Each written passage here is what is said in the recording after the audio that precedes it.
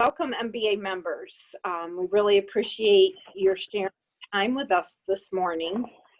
Thank you to our MBA Service Corporation endorsed partner, Cornerstone Advisors, for developing this webinar on such a hot topic of the digital market trends after COVID.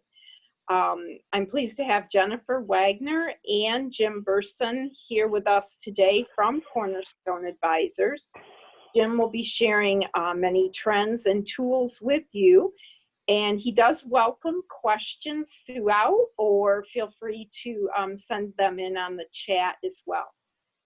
With that being said, a quick introduction of Jim. Jim specializes in strategic and delivery channel planning at Cornerstone Advisors. He helps clients achieve improved performance and return on strategic capital. His prior experience includes Chief Revenue Officer at a mid-sized bank, Retail Sales and Strategy Manager at PNC Bank, Consulting Practice Leader, Analytics Firm Principal, and Commercial Banker. Jim is a graduate of Northwestern's Kellogg School of Management and Eastern Illinois University. He is a nationally known and sought-after presenter, speaking at events including American Banker, ICBA, and BAI. Jim is a contributing author for Gonzo Banker, which is Cornerstone's blog, and other industry trade publications. Jim, we are very honored to have you with us today, and welcome. Thank you. Well, thank you for the kind introduction, and I appreciate everybody taking the time today. Let me start by just saying, these are very interesting times, as we all know, and whether you're in Michigan or Texas or North Carolina, where I'm based, it really doesn't matter. We have taken a sledgehammer to some extent to our customer bases and asked them to interact with us differently out of need, not out of a traditional kind of desire or evolution. So I think it gives us all opportunities to pause, reflect, think about lessons learned over the last 120 days, and continue to head down the path that we all know is evolving in the industry, which is greater use of digital across both customer interactions and internally to the bank. Today, I just thought I'd share some thoughts on integrating experiences across platforms, touching on this notion of convergence between payments and digital, which is very real. Thinking about tech requirements and how do we meet best practices, and how do we continue to respond to changes that are occurring in the industry. The impacts of talent, right? We can't do this without people. And ultimately, how are we going to judge success, and what are the drivers going to be behind that?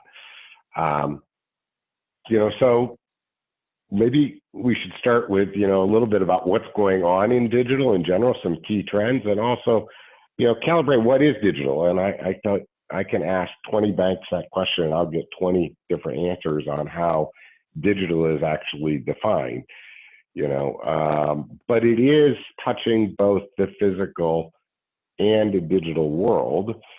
We have a lot of clients that are saying, how do I take a great, for example, deposit origination experience that I may enable digitally, open an account in 5 minutes or less like Capital One, and walk that same kind of mentality back into the physical world for assisted service. The difference being, I'm having a conversation with you as a customer, so it may take longer, but the actual workflows themselves are the same: quick, simple, clean kind of processes.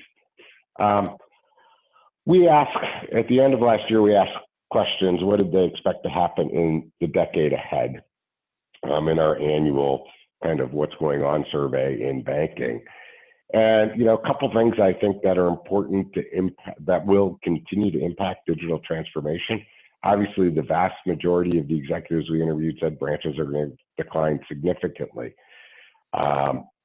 And then, a little more than half, though, talked about, when we think about data and analytics, which is the omni-channel of today, everybody's saying, how do we get smarter with our data? How do we leverage artificial intelligence? How do we do those types of things? In some concern, and this goes along with privacy as well as, will that be regulated? How do we minimize biases? So while we all went straight through processing and those types of things, we have to be careful that we are still meeting our commitments to our communities broadly across all potential customers we serve. And then things like privacy, will continue to be very, very important. It will be interesting to see what happens with things like Alipay and WeChat. Obviously, very huge presence in Asia, and will they be coming into this market in any significant way? That being said, the influences that are out there in the marketplace are really driving 4 key trends. Branching is clearly on an advisory path, and coming out of COVID, and this isn't directly related to digital, but it's tangential. We're working with several clients right now that are saying, what should our branch business model be in the future? How should it change? What can we do differently? What have we learned? Do we continue with appointment-based banking? Do we need fewer locations? And should we rationalize our networks? Those types of things. Digital is really about mobile first, and I'm not saying the desktop interface is dead, but if we can't do it on our phone and a handheld device, in some sense, we can't do it. And equally important is it has really become a key revenue growth channel. So it's no longer just about servicing. Contact centers are becoming critical, and we all talk, a lot of community banks and institutions talk about the importance of getting to a live person when you call. But it's becoming essential as that glue that sits between the digital world, which can feel fairly impersonal, and the ability to differentiate based on, human engagement. And so we think those will continue to evolve, and how do we arm and enable that to support our digital strategy? And then we see kind of self-service devices, ATMs, ITMs, cash recyclers, those are going to be the last bastion of cash. We don't think cash is going away, but we do think the transactional nature of cash will definitely drive towards automation. Why does all this matter? From a strategic point of view, it fundamentally matters because your customer behavior and their expectations aren't just being set by the likes of Capital One 360 or Rocket Mortgage. They're actually probably being more greatly influenced by their experiences outside of financial services. Uber, I would argue, has upped the game on transparency and visibility. If you've ever used Uber and you think about, the route, when they're going to get there, the fare ahead of time, the route they're going to take you to your destination. Compare that to being in Detroit and hailing a yellow cab and hoping they stop for you. So they've really kind of changed that notion of transparency. Airbnb, Amazon, Netflix, right? That's all about personalization and using data. And, when I log into Netflix, I see different recommendations than my wife does because she's got a different profile and watches different things. Our customers are expecting us to know them and to personalize and have that type of digital engagement.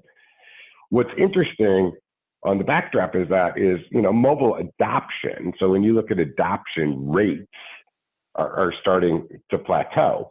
It doesn't mean they're not going to still continue to rise, but as generations shift and certain folks who haven't embraced mobile, and we can all assume that bias is, often towards older folks like my 85-year-old mother, as that gender and not gender, but age and type of demographic aging occurs, we're going to see rates continue to rise entirely. But when we look at penetration by segment, we're seeing a plateauing happening. So it's essential that we have a great offering to effectively compete. And then lastly, there is this challenge that our industry expenses are fundamentally misaligned to some extent because they're not shifting as fast as behavior is shifting. We believe at Cornerstone that the impact of COVID-19 has probably accelerated digital adoption and behavior shift by about 3 years. So if you think, we're not in 2020, we're actually in 2023 right now from a behavioral point of view, which says we have to meet those objectives. And the challenge here is, how do you fund it? How do you fund transformation? It's easy to say, rob from the branch, rob from Peter to pay Paul, rob from the branch to support digital, but it's not that simple, right? We still have a lot of customers that like branches. There is still a billboard value to branches, a locational ante, and there is the reality of leases with long terms and the cost of exiting real estate that don't make that as simple as it may sound. So the reality of all of this, we believe, is that digital transformation is lagging. And why it's lagging, I think, is because it really requires both a change in strategy and philosophy, as well as talent and technology to drive transformation. And, often, we want the shiny new object, so we get a new digital banking platform, but we don't think about our strategy or the impact in our back office. And, in some sense, that's wishful thinking. The grass is always greener. A new piece of technology is going to solve everything. On the other hand, we may philosophically embrace driving digital transformation from a strategic point of view, but if we don't have the right talent and technology to enable that, in some sense, you're going to be forced to play on the fringes of the sandbox, right? And it's not that you can't make progress, but it's that you're going to be constrained. And we believe to be successful, you have to do both. You have to adjust your strategic objectives and outcomes, and you have to make sure you have the right people, processes, and technology in place. Questions that I think every organization needs to answer to drive transformation, and a lot of folks don't think about all the pieces of the puzzle, right? But it starts with, do we have the right channel mix? Will the market support our desired experience goals? What are the risks if we change things? Those types of things. What organizational alignment changes might we need to be made? Do we need a virtual branch, if you will? Do we have, again, the right talent? What components of your customer journey have pain points, and how do we eliminate that friction? Are we leveraging our technology? We work with clients all the time that have a given suite of digital technologies, both in the front office and back office, and they're not using them. So it's not always about replacement, it's often about improvement. And then how do we allocate our investments to get where we want to go? A good digital strategy that's going to drive transformation has to touch all these components, or we find that execution starts to waver, and it starts to look like just throwing a bunch of stuff up against the wall to see what sticks, and it's hard to have a thoughtful roadmap. So we think,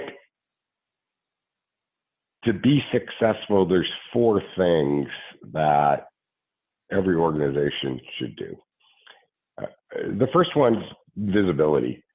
You have to understand your experience from the customer point of view, the cost to enable that experience, the volumes of activities that you ever actually generate, and monitor those things relentlessly. It's the Uber analogy, right? Make sure you know where you're at along your route and what the journey is. We believe you also have to candidly assess your processes. We often find that and I'm guilty of this in my prior lives, that you get myopic because it's the devil we know versus the devil we don't. It takes a certain amount of strength to be very candid, step back and identify those pain points and acknowledge that they need fixed. I hear a lot of folks in the industry say, we're good enough. And I have friends in Montana that, say that's the kind of the Montana way. It just needs to be good enough. I'm not sure good enough is going to enable all of us to be successful over the long term. I think we have to be better than good enough. I've touched on talent. We'll talk about that a little more in a minute, but it requires a different type of leadership and capability to drive digital transformation. And if we can do all of those things, we have to build a roadmap that we're all paying attention to. And it really needs to be focused and elevated within the organization. It has to be a priority. The other thing that people often lose sight of is this notion of payments, and how do we kind of treat these things in silos. And payments and digital to some extent are merging. If you think about all the things you can do off your phone today, whether that's a person-to-person payment, whether that's on the cash management side, approving an ACH batch or a wire for your businesses, whether it's having the Apple Card or using Apple Wallet. You think about what Apple Card has done with Goldman Sachs. It has kind of redefined what card issuance can look like. You no longer have to wait 10 days for a piece of plastic and those types of things. And we're seeing, and it's taking time, more and more infrastructure in terms of point of sale, enabling the tokenization and near field communication that we think will gradually and continue to reinforce adoption of payments along with your digital device. Let alone today, we're challenged with the COVID impacts to payments, which you've probably all seen, has had a pretty significant impact on interchange income because spend categories have changed drastically. Travel and entertainment, which has some of the highest interchange rates, has largely fallen off the map. And, payments have shifted to grocery, for example, which have the lowest interchange rates. So with that, if we don't think about payments aligned to digital, our customers are going to be at risk because they are seeing experiences out there like Venmo and Square Cash and all those different players that are managing these things together. So it's we talk about things like card controls in our digital app, but we also need to talk about driving payments utilization within digital to protect our interchange, and that requires the right relationships with the right partners to help you get there. The impact of payments has really been a risk of deposit displacement, right? In some sense, the notion of the checking account being the primary financial account for you as an organization is weakening, because a lot of organizations see their checking accounts start to become like paycheck motels, as my colleague Ron Shevlin says. The deposit comes in, but it immediately goes out because people are fragmenting their relationships across a host of individual use cases. So whether that's the Starbucks app, or whether it's the money left in Venmo for P2P, or the money left in Optum Bank for their health savings account, or their money they move over to a robo-advisor tool, and so this notion of the checking account being the primary indicator of you are their primary bank is weakening as people are picking well-designed specific use cases, and those use cases are often tied to payment ease and payment interactions. Have to touch on P2P. Can't talk about payments and digital without touching on P2P, and whether you believe in Zelle or not, or you're concerned about the cost of Zelle or not, adoption continues to grow pretty substantially. With that, now obviously these numbers get skewed by the big banks that are driving Zelle and the folks that own the clearinghouse, but you have to realize that's a huge share of the market that can position them to be successful, and those customers wanting to interact with your customers to facilitate P2P payments. Interestingly, almost every digital selection engagement that we at Cornerstone do these days, P2P is part of the discussion. And as is bill pay, because there are new rails out there like Payveris and iPay and Payrails and different emerging capabilities that are about trying to switch not only or support P2P adoption, but also help you convert traditional ACH transactions into transactions that ride debit rails so you generate interchange income. And then I want to touch just briefly on business payments, because we talk about conversion and often we talk about consumers, but we don't talk about the business side of payments. And there has been this true evolution of payments happening in the business side as well, with real-time payments, right? The clearinghouse, with Zelle B2B rules emerging, business card payments, and obviously traditional ACH wire, positive pay, those kind of things. But what's happening there from the customer experience point of view is a lot of focus around the notion of, excuse me, in the back office, payments hubs. How do I have a single processing tool that allows me to deal with ACH wire, real-time payments, et cetera? So I don't need separate systems to support all those things. And then on the customer side, the path where we're seeing things evolve to is, I'm a business, I just need to pay you on this date with these types of funds, recourse, non-recourse, et cetera. Bank, you tell me how to route it the best way. All I want to do is say, pay Jim Burson for this invoice on this date. And not have to think about, is this an ACH template? Is it a wire template? Is it something that can ride, real-time payment? It's a payment.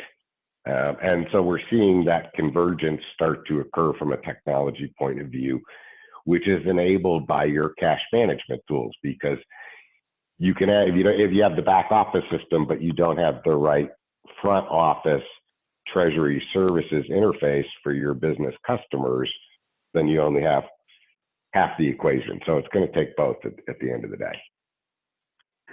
What does that all mean from a payments and digital point of view? We would argue what it means is you guys need to be thinking about reinventing the checking account.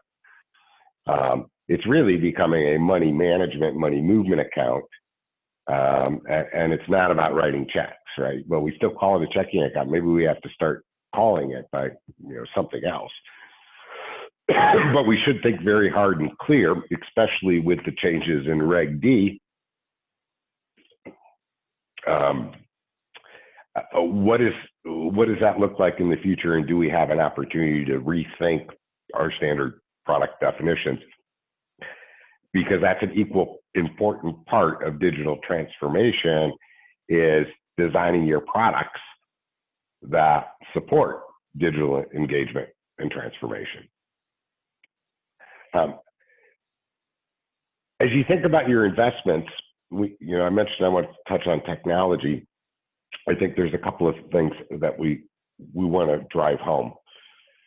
First of all, you have to put yourself in your customer's shoes, right? But it's not just about their shoes for a transaction. It's about their entire relationship with you. How did they find out about you? How do you drive awareness? Do you have the right, do you meet their short list for consideration? Will they buy from you? And all of that is about marketing and engagement tools to communicate your value proposition to the communities and markets and people you serve. Then when it actually gets to the point of opportunity fulfillment, I want to buy something. The research shows that by the time somebody would come to your website to open a deposit account or apply for a loan or a mortgage or whatever it might be, they've narrowed their choice down to two potential providers. If you whiff at that at bat, if your experience is poor, they will quickly X out and go somewhere else because they know they have options. So we have to do fulfillment really well. But when we fulfillment is not just submitting the application, approving it, and funding it. It's also the onboarding experience. How quickly do you engage with them? So we've historically operated on, this notion of a 2x2x2 kind of onboarding mindset. And in the digital world, that compresses, how fast do you activate their capability with a debit card? How fast do you get their funds to them if it's a loan? Those types of things. We're seeing effective onboarding really compress. It's no longer a 2-month exercise. It's really about a 2-week exercise that you have the opportunity to cement and drive engagement. And then your digital tools have to be great to support retention and ultimately, build raving fans, if you will. We'd all love if everybody talked about our bank like they talk about their iPhone or their pickup truck or whatever the case may be. The challenge is this is not easy, and it's not easy because the ecosystem is messy. Think about your own vendor interactions, and unless you're all in with FIS, Jack Henry, or Fiserv, most of us have cobbled together several different providers in our technology stack to get there. So APIs have become the great panacea, if you will, because making all these things work together gets pretty complex, right? If I do something in digital, how does that get passed to a CRM system so that if somebody's in the contact center and they're talking to me, they know that I did something if it's an event that's worth tracking? How do I take behavior that I learn that's flowing through digital banking, analyze it, and create timely and relevant offers for a customer that are appropriate? All those types of things, make it difficult. And all of these partners don't necessarily play nice together. So what's happening out of that is we're seeing more folks look for tools and partners that are enabling them to invest in development resources focused on integration, not necessarily on key functionality, but on getting the systems to talk and work well together. Because transformation has to include all of these components, both front office and back office, right? So when you're assessing where do you stand, but it has to include digital account opening and onboarding. It has to include loan origination. It has to include security and authentication and enrollment and entitlements. It has to include the actual experience when they log into your app or your desktop online banking. It has to include transfers and payments and leveraging knowledge about transaction history and providing alerts and protecting them. And we're seeing alerts, obviously drive towards real time. Self-service capabilities, things like address changes and password resets and email changes and all those things that are in the profile, enabling customers to do that.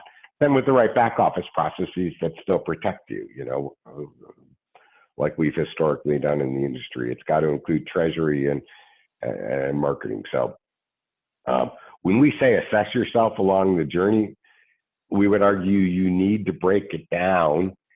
Each activity, like digital account opening, break it down into key moments of truth and understand what do you think customers want and how well are you doing. So using digital account opening as an example, it starts when they go to enter their information, and it ends when the account is actually open and they can do something with it. And if we put artificial friction points in there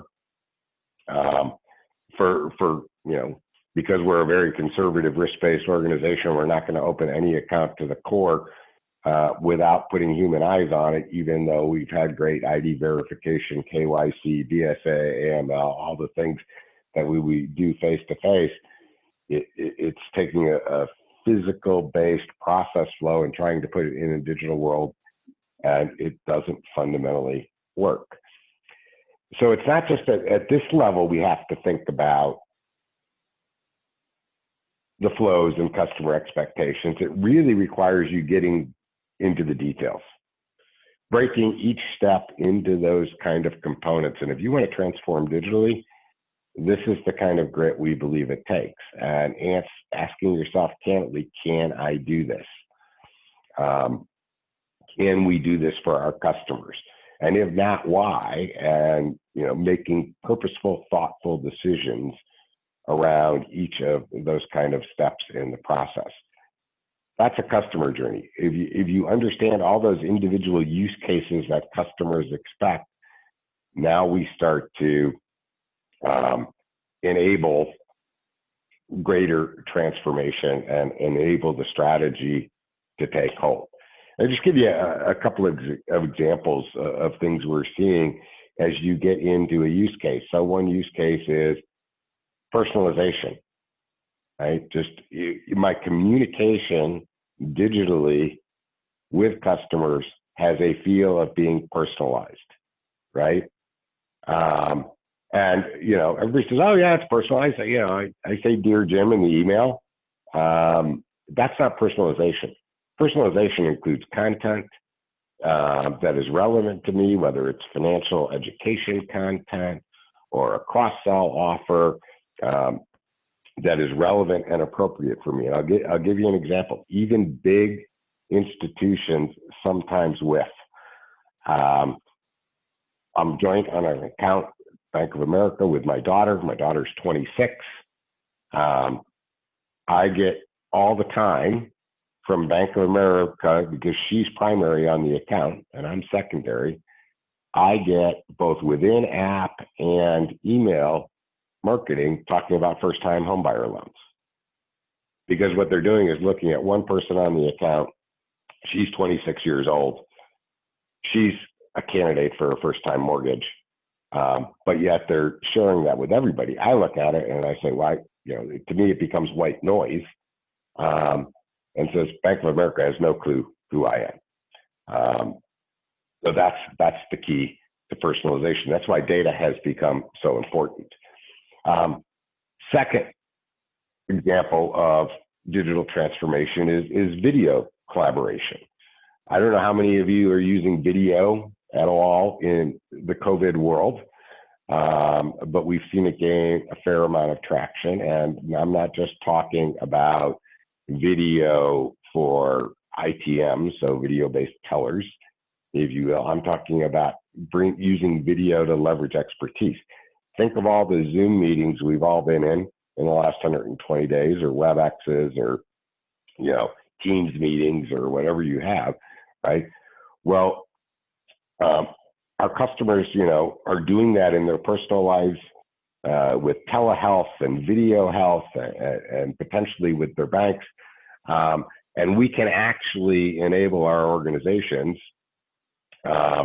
just using video coming out of this to do some things differently, whether it's the ability to quickly connect a mortgage loan officer with a mortgage prospect, whether it's the ability to quickly respond to a treasury services need for an existing commercial loan customer. We have the ability now, I think, to leverage and drive engagement across our business lines using video, and still differentiating ourselves with a personal touch. So when you're thinking about tech in general, the question you always ask yourself is build, buy, or borrow, right? And so we kind of phrase it this way: if you've assessed your journey very candidly, and you've set your strategic objectives very candidly, now we can ask our question. And we've looked at our gaps and our processes and things we want to improve. The first question you always ask yourself is, can I do it with my current tech stack? And if the answer is yes, okay, let's make sure we redesign our processes around that existing tech stack, partner with our vendors to make those improvements happen, and do that as quickly as possible. I can't tell you how many times I've seen folks complain about their core partner or their digital banking vendor, and when you really get into it, the reality is they haven't enabled a bunch of things they could have enabled within existing technology. But if the answer is no, you know, in today's day and age, we think you have to move pretty fast. So this is where I think it's a blend of build and buy, at least for most community institutions, right? The build part is let's put the Band-Aids on. Let's figure out what holes we got to plug. Let's get that done very quickly. Think of all of your own experiences probably in the last 120 days, how quickly you were able to mobilize a virtual workforce. So let's do those stopgap measures and come up with a workaround. And then, you know, in today's post-COVID world, if we find that we just don't have technology, i.e., we don't have the ability to open a deposit account online, could be a great example, right? Well, how quickly can you dig in, understand who the viable candidates are that you could partner with to get there and make that happen? So the notion of speed, even in evaluating vendors and partners and making selections, has become critical, especially in the digital world today, where some institutions very clearly have gaps that they need to improve and close. I've mentioned talent a couple times, and I just want to touch on driving transformation is going to require you to have talent across the spectrum of marketing, analytics, channels, and business integration, right?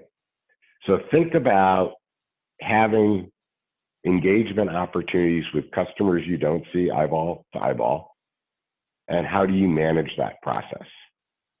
It's not just your content management system, your public website. It's your marketing automation tools. It's your campaign management tools. It's your adware. It's your social presence. It's your CRM application. All of that kind of technology now is required to effectively drive engagement.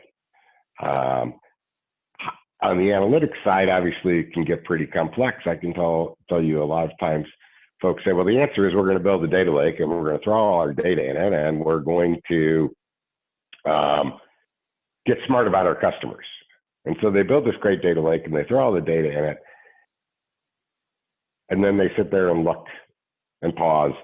And, you know, I associate that with boiling the ocean, for lack of a better term. It's like they create these great tools and then they wait to see what's going to bubble up to the surface.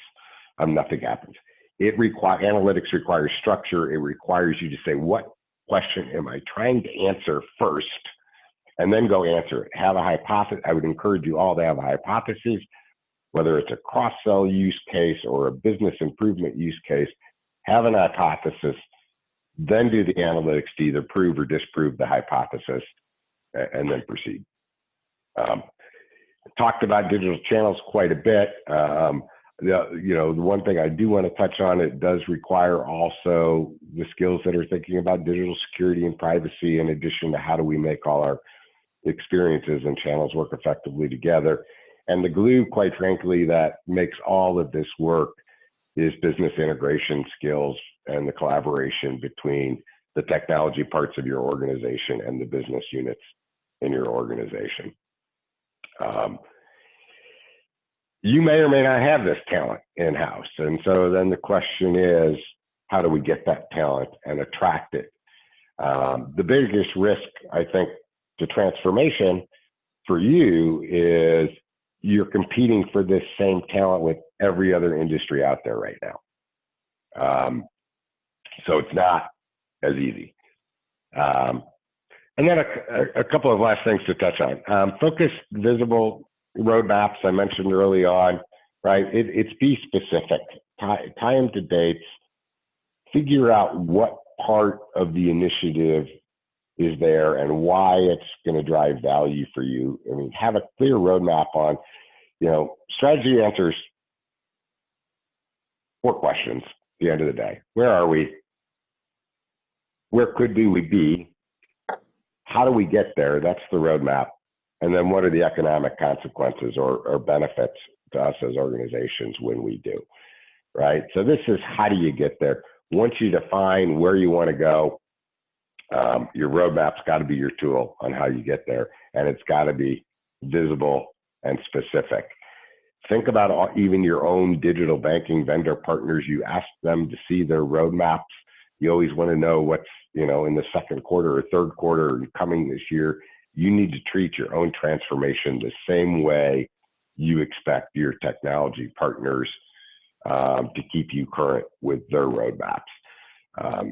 Our biggest complaint when I've been on your side of the table with my technology vendors and partners were they never delivered on their roadmaps. And if you're shaking your head right now saying, yes, they don't deliver on their roadmaps, well, you can't transform unless you deliver on your roadmap. So treat it with the same sense of urgency.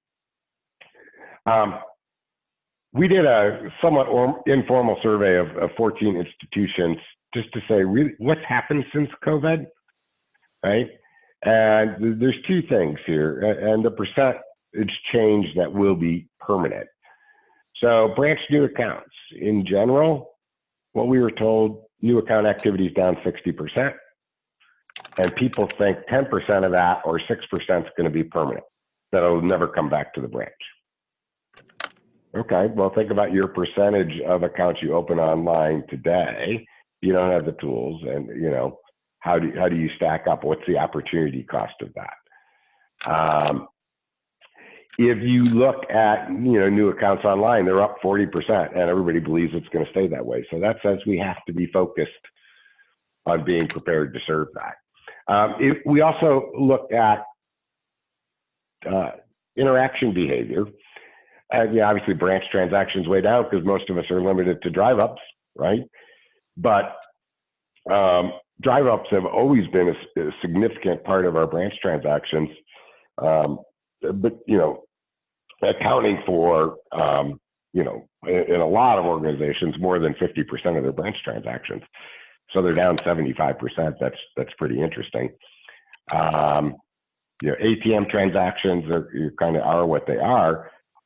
The fascinating part we found was on the digital side that while users are up and digital logins are up, this goes hand in hand with the maturity. What we're seeing really, folks, is that those that have had successful digital penetration are meeting their customers' needs digitally, and it's being used. But it's not necessarily people adopting for the first time, although there has been a 7 percentage point jump in new users. So if you look at that. So I want you, as you think about outcomes and everything I've just said, I want you to think about the question of, do you want to be passive or directive? And the example I'll use is this. If you're the CEO of a bank and you say to your team, in 24 months, I want 40% of all deposit accounts to be opened online. Versus if you're that same CEO and you say to your team, it's not about the number of deposit accounts. It's just if a customer wants to open one online, we have to be able to do it well, right? I would argue whichever stance you take, your organization will behave totally different. If you are directive, and the airlines have been very directive with us as an example, on how we check in, how we buy tickets. If you fly Southwest, you even put your own tag on your bag these days for checking luggage. Those types of things. They've been very directive and changed our behavior. We could be just as directive, and those organizations that are going to be successful in digital transformation will be directive, maybe not in mass, but in selected, targeted objectives that are well defined. If we're passive at it, I call that the field of dreams strategy. Build it and they will come. You know, I don't know that I'd be waiting for Shoeless Joe to come back. Right? I think that's kind of market-based hopefulness. And yes, you'll do okay, but you will not necessarily be a leader in the communities you serve. So if you're going to do outcomes, you have to say what they are and you have to measure them. And you have to say, what do we want the pace of migration to actually be? And, to transform successfully, we think every organization should pick those types of things, whether it's an origination objective or a servicing objective, track the results, set targets, and understand both the revenue consequences and the expense consequences of that. Cornerstone, we call that return on channel. It's really understanding the economics. And then set up dashboards, dashboards that make sense, that are monitored, updated, and visible with the organization, and really pay attention to what those dashboards are, whether it's behavior, whether it's NPS score, whether it's number of calls and the reasons people are calling, whether it's adoption, all of that becomes part of a critical kind of service dashboard, and have the same kind of dashboard on the sales side. Our funding rates, our products, what do they look like? How does that happen? What's our speed and time to approval and funding and those types of things? Really understand where our fallout is occurring and what's being successful, and track and monitor that and have appropriate dashboards. So, it's a long, hopefully this has been helpful to you. We think these are the keys to drive digital transformation. One of my colleagues put it this way, and I thought this was appropriate. You can't buzz your way through this. You can't just talk about it. You need field level abandonment data, drag and drop graphical interfaces, fewer system batches, helpful content, and a contact center full of friction removers. Sounds easy, right? But the reality is you can't buzzword your way through it. You have to really get gritty and into the details and aligned with your vendor partners and your marketing organization and your IT organization to make all this stuff happen. The risk, if you don't transform, is there, right? And we don't want to see any of you let your channels become the next horse and buggy. You guys are in, automobile country in Michigan, so, I thought this might be an appropriate way to end, right? We invented the auto, we supported the Model T and the Model A, and we transformed the world. So with that, I will pause. And if anybody has any questions, we'll be glad to take them and respond. I think, we have about 10 minutes left.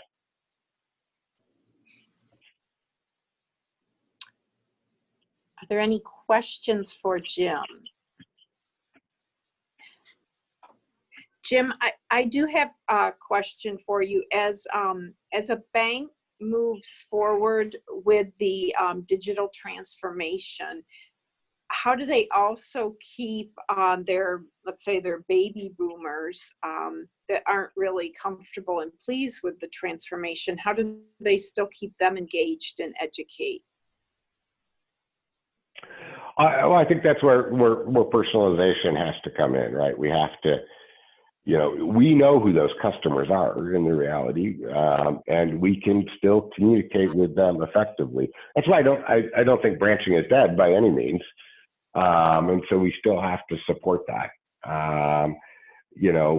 For those customers who may not be comfortable with digital banking, I think as we create tools in digital that may make sense to them, we also have to be cognizant of the fact, and I'm going through this right now with my own mother. She's not comfortable with digital banking, but my sister and I are managing her finances for her digitally. And so we're kind of walking both worlds, right? She's talking to a banker at her local branch about things, but when it comes to execution, my sister and I are actually executing in collaboration with that personal banker, but doing it digitally. So, it's probably not a great answer, but I think the reality is you have to do both to some extent. We can't ignore those customers because they are high value depositors in a lot of cases. Thank you. Are there any questions for Jim? Well, I thank you very much. This was incredibly valuable.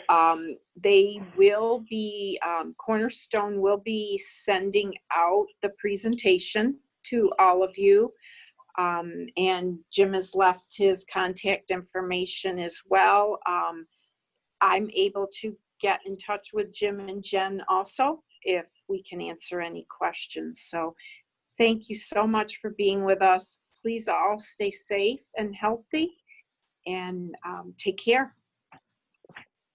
Thank you.